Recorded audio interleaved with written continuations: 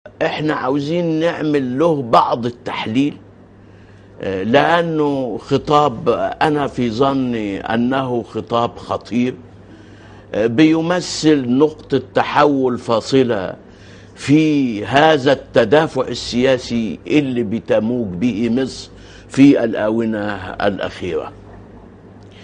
لما بنقول هذه المسألة فبنقول إنه الخطاب بيعد في شكله وفي مضمونه محاولة من الفريق السيسي أن يقول أن ذلك هو انقلاب بامتياز، لأنه ممكن أي تصريحات، ممكن أي مطالبات تصدر من الفريق السيسي، ويمكن أن تصدر أيضا من الحكومة، ويمكن أن تصدر من الرئيس المؤقت.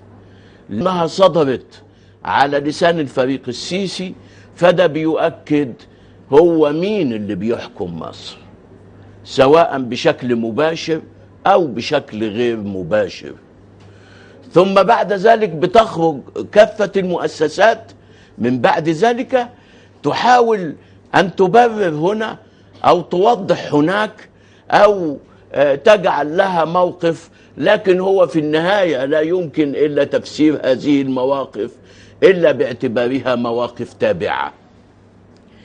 احنا النهاردة عاوزين نتكلم عن 3 نقاط مهمة.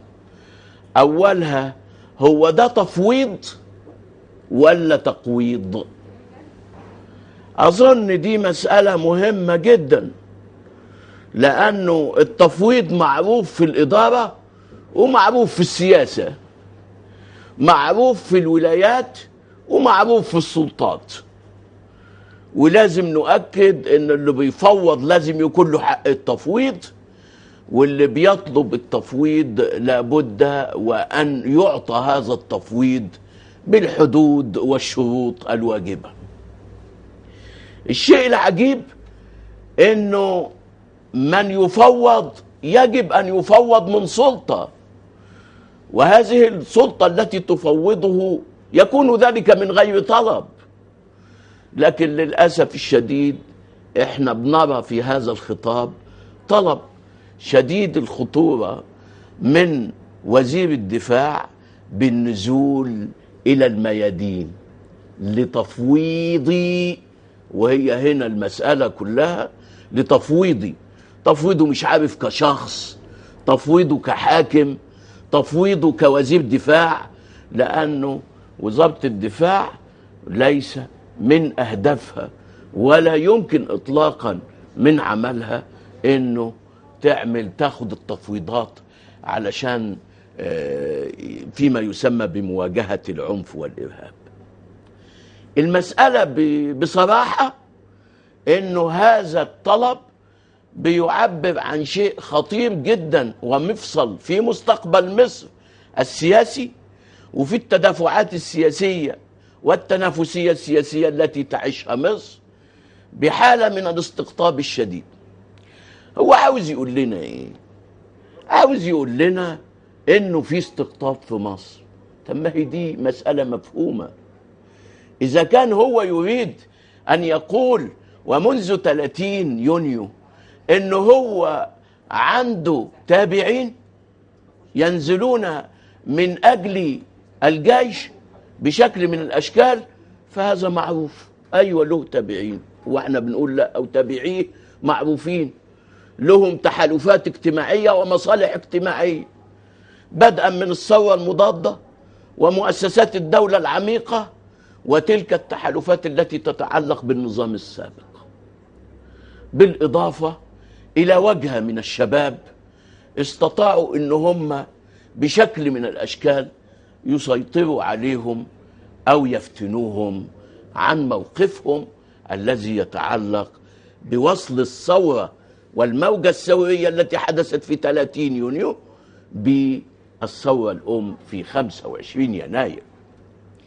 علشان كده اللي احنا بنتكلم عليه في هذا الإطار شيء خطير جدا، حينما يطلب تفويض من هذا الشعب، تفويضي من هذا الشعب، مش تفويض مؤسسي، ولكن كأنه المسألة كلها بقت تسير ضمن تسييرات خاصة وشخصية.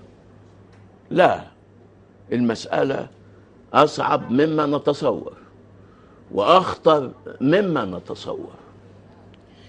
الشيء المهم الثاني في هذا الموضوع الذي يتعلق به، هو ده تفويض ولا تقويض؟ تفويض من الإرادة الشعبية ولا تقويض للإرادة الشعبية؟ أظن ده سؤال مهم نحتاج إن احنا نجاوب عليه، لأنه لو قلنا إنه ده تفويض من الإرادة الشعبية، فخلينا بقى نتكلم على بلاطة. إيه هي الإرادة الشعبية؟ هل كل شوية هيطلع السيسي يقول انزلوا الميادين وهي دي تبقى الإرادة الشعبية؟ هنعد الروس، هنفضل نعد الروس في الميادين هنا وهناك، ميدان هنا وميدان هناك، ميدان يؤيد وميدان يعارض؟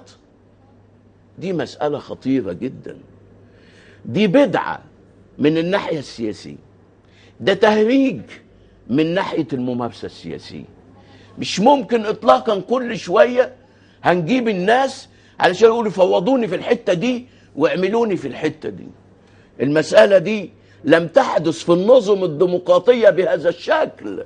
في أشكال اسمها احتجاجات، في أشكال اسمها مظاهرات، في أشكال اسمها حشود، لكن هذه الأشكال إيه مدى الأسس والتعويل والسند القانوني الذي يمكن أن تستند إليه؟ كل واحد يجمع شوية يقول إن هم مليون أو أقل من مليون ويستند إليهم ويعمل اللي هو عاوزه. لا، هذه قضية خطيرة، قضية لما بقول إنها بدعة سياسية، لأنه من الذي يحدد ومن الذي يحدد مصداقات المفهوم الذي يتعلق بالإرادة الشعبية؟ احنا عاوزين نعرف اشمعنى دي إرادة شعبية ودي مش إرادة شعبية. ما احنا عاوزين برضه نعرف اشمعنى دول مواطنين شرفاء زي ما هو بينادي عليهم، بيقول انزلوا، انزل المواطن الشريف، وبعد كده التانيين مش مواطنين شرفاء. الله، دي مسألة خطيرة. هو احنا بنتكلم دلوقتي على شرفاء وغير شرفاء، على حلفاء وخصوم؟ لا، دي مسألة شديدة الخطر على تماسك الجماعة الوطنية. لما بنصنف داخل الجماعة الوطنية ونقول ده شريف وده مش شريف، لا، لأنه ده على المدى الطويل يشق الجماعة الوطنية نصين، يشق الجماعة الوطنية في مقدمات خطيرة جدا لاحتراب أهلي واقتتال ما بين فئات الشعب المختلفة. المسألة التي تتعلق بهذه البدعة تحتاج مننا كلام. مش ممكن أبدا كل طرف من الأطراف هيقول أنا معايا الإرادة الشعبية، ونقعد نعد الروس في الميادين ونشوف مين ده مع مين وده مع مين. هذا الاحتشاد ليس إلا حالة تتعلق باستدامة المعاني القميئة التي تتعلق بحالة الاستقطاب وتمكن هريرس هذا الاستقطاب من الجماعة الوطنية ومن المجتمع.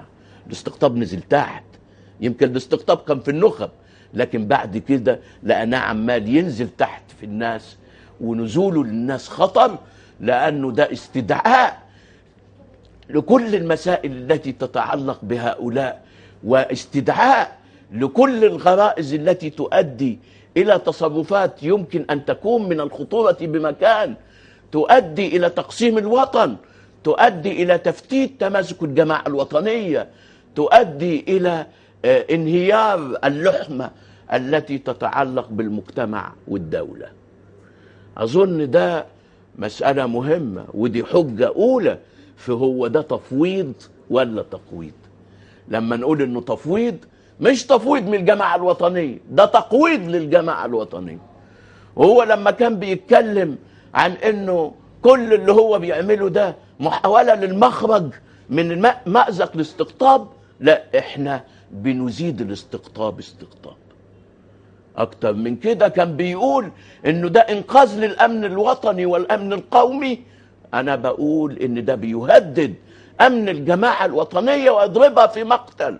هذا المشروع المهم الذي قمنا بالعمل له فترة من الزمن للحفاظ عليه، لأنه هذه الجماعة الوطنية ورصيد هذه الجماعة الوطنية وتماسكها لا يقدر بثمن في شأن المجتمعات وفي شأن بناء المجتمعات وبناء الدول وقيام الثورات.